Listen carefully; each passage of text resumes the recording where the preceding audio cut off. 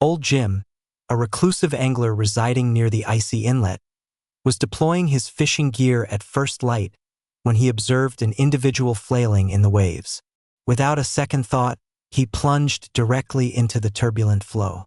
The man he retrieved was hypothermic and unconscious but bore a faded military insignia on his left shoulder.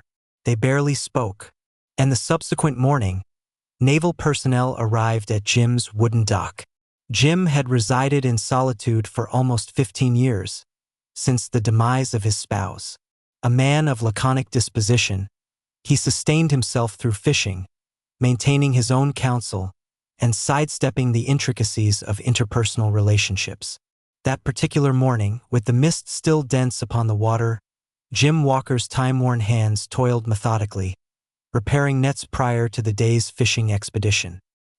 His modest dwelling, supported by weathered pylons, stood at the periphery of Cooper's Bay, sufficiently distant from the settlement that callers were infrequent, a circumstance he much favored. The early light was suffusing the horizon with shades of amber when he perceived it. A faint utterance carried across the water. Jim narrowed his eyes, peering through the fog. Approximately 50 yards distant, arms churned against the current. A head vanished beneath the surface, then re-emerged, gasping for air. Thoughts raced through his mind.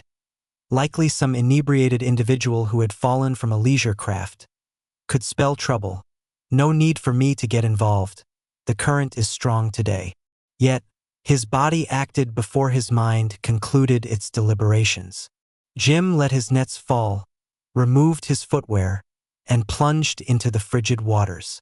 The jarring cold constricted his chest as he battled the tidal pull. He moved in a diagonal path, allowing the current to guide him towards the struggling individual. "Persist!"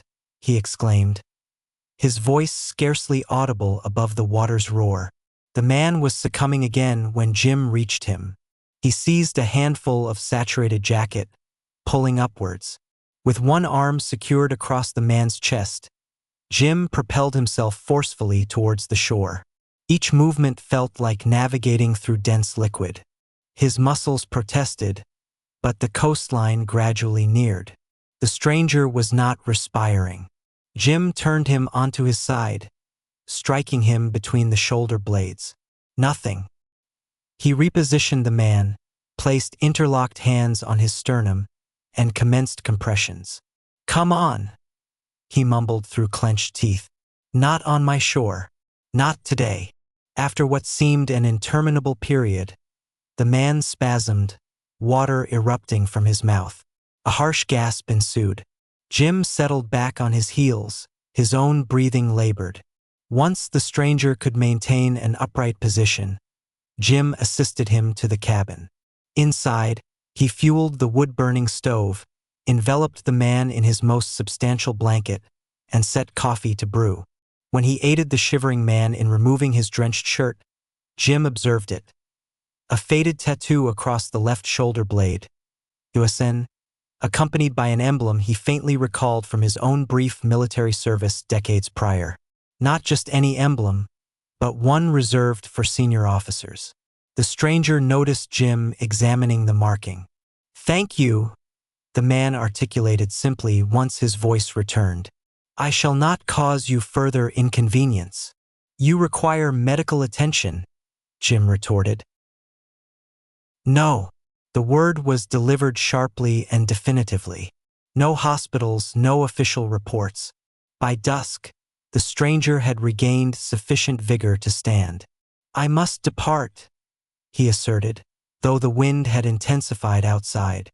Jim merely nodded, placing some provisions for him in an aged paper sack. No inquiries were made. The man paused at the threshold. "Few would have acted as you did." Jim shrugged. "Anyone would have." "No," the man stated with conviction. "They would not have." He vanished into the gloom. Jim stood alone on his wooden pier, observing the stranger's footprints gradually fade in the encroaching fog, contemplating the tempest he had just rescued from the ocean. By midday, information had circulated throughout the diminutive coastal settlement of Portside. Old Jim had rescued an individual from the bay at sunrise. In a locality where fishing anecdotes tended to expand with each narration, this particular one disseminated with uncommon celerity. Jim observed the stairs when he moored his small craft to vend the morning's meager haul. "Heard you performed heroics this morning," remarked Russ, the market supervisor, tallying currency into Jim's calloused hand. "Merely aided someone in need," Jim responded. "Exceedingly courageous," Russ persisted, leaning nearer. "Who was he?" "Did not inquire." Jim pocketed the funds and turned to depart. Yet conjectures propagate more swiftly than veracity in small communities. By afternoon, the speculation had morphed. "That old recluse is concealing something," whispered Dolores at the General Emporium. "No one simply tumbles into the bay at dawn." "Likely smugglers," her spouse concurred. "Recall those narcotics seizures up north last summer?" What commenced as inquisitive looks transformed into suspicious scrutiny. Individuals who typically disregarded Jim now observed him with deliberate focus. Some crossed the thoroughfare upon seeing him approach.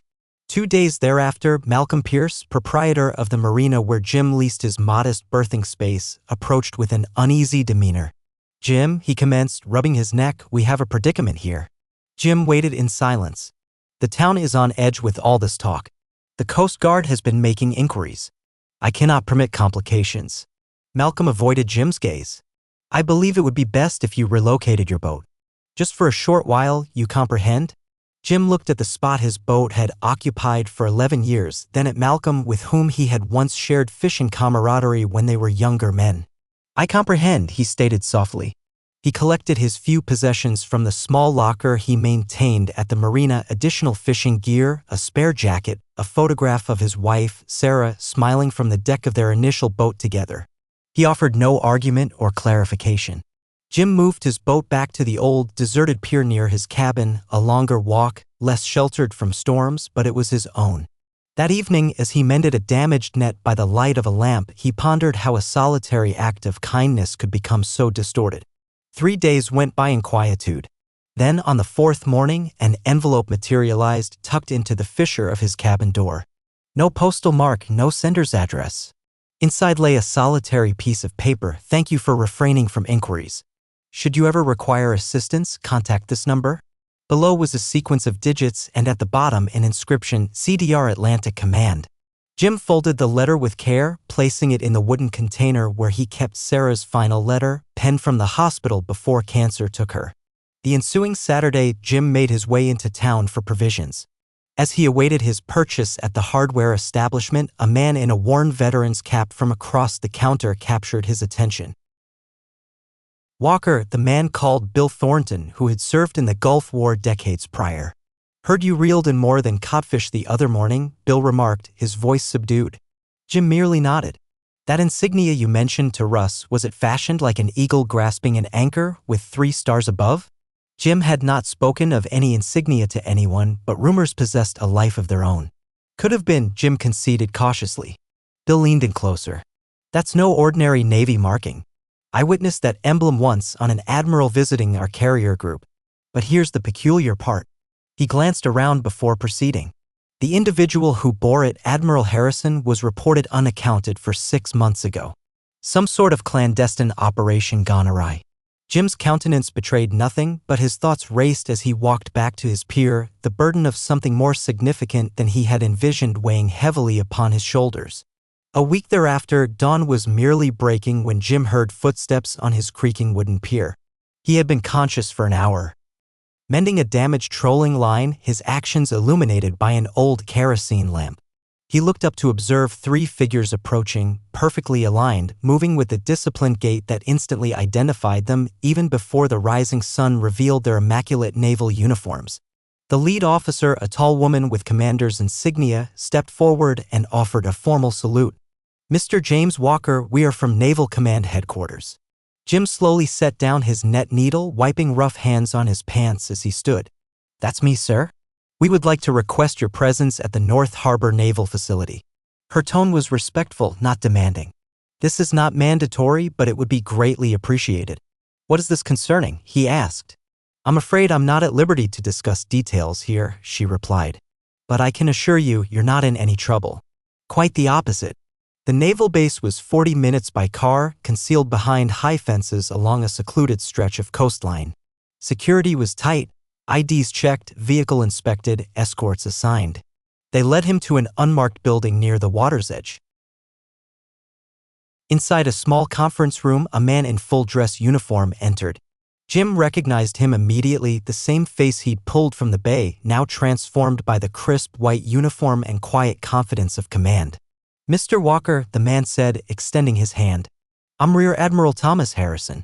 We've met under less formal circumstances." Harrison gestured to a chair. "What I'm about to tell you is classified, but you've earned the right to know."